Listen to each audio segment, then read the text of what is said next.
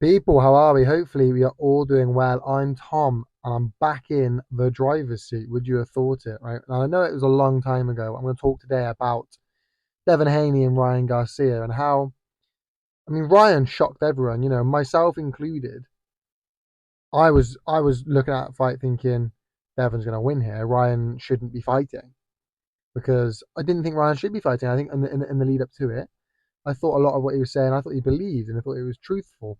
Maybe it was all a facade, but I'm not gonna lie. I said, yeah, I said Ryan shouldn't be fighting. Somebody should pull him out of this. And you know, Ryan Garcia, despite everything, he went and won, and he proved that he deserves to be at the top of that division. I said going into the fight that the 140-pound division is a stacked division, one of, if not the most stacked division within boxing at the moment. And I said he deserves to be at the top because there's quite a few fights I think he can win.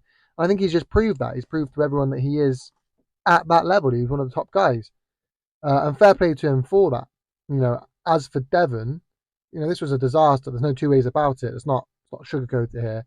This was a disaster. And where does he go from here? Maybe pursue that rematch, try and do something, get active, get back out there, and actually, I wouldn't take the rematch. I'd go somewhere else. I'd go elsewhere and try and rebuild yourself. Right from the start of that fight, Ryan was all over him. Ryan was all over him like a bad rash. And in the second, Devon looked a little bit better, but Ryan still looked good. In the middle of the fight, maybe Devon. I think Devon had good. Devon had a lot of success in the middle of the fight. Actually, the second Devon looked like he took more control of the fight. In the middle of the fight, he really did start to take some control, but Ryan then caught him again with an unexpected left hand and knocked him down. Later on in the fight, Ryan bizarrely got a point deducted from him for what was it for? It was for punching after the ref had split up the clinch. And the reason why that's bizarre is because, well, why didn't Ryan Devon get a point deducted and he did the same thing earlier? He just got a warning. Ryan then doesn't. He deduct the point. I think it was a weird one. Yeah, I think it was a weird one. Devon then fell a few times. I think he was lucky a couple of times to be given it as a fall rather than a knockdown, because I think one of them could have been a knockdown, but okay.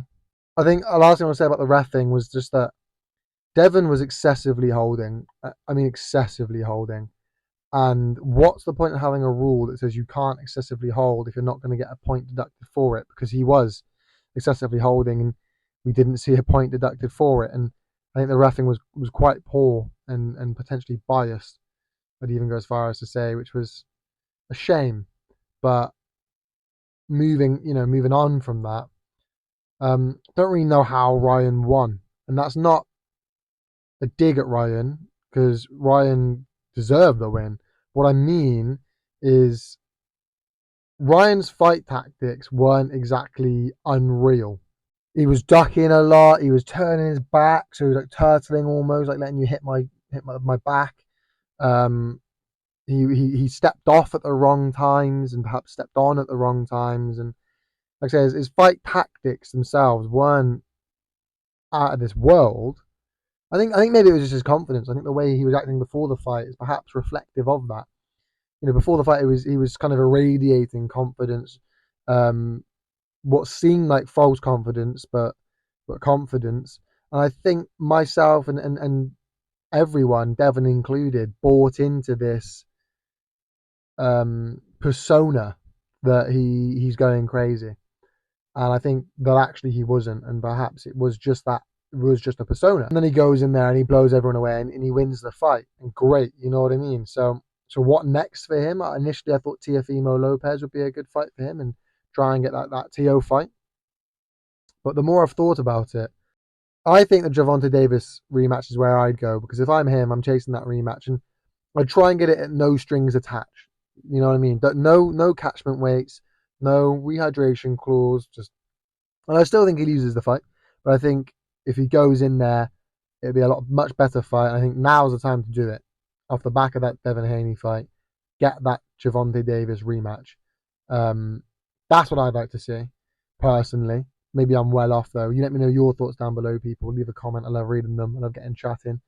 But thank you so much for watching. Make sure you leave a like, comment, and subscribe. If you know how YouTube works. Peace.